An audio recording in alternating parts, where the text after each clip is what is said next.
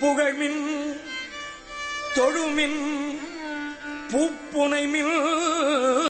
புயங்கன் தாளே புந்தி வைத்திட்டு இகழ்மின் எல்லா அல்லலையும் இனிவோர் இடையூறு அடையாமே திகழும் சீரார் சிவபுரத்து சென்று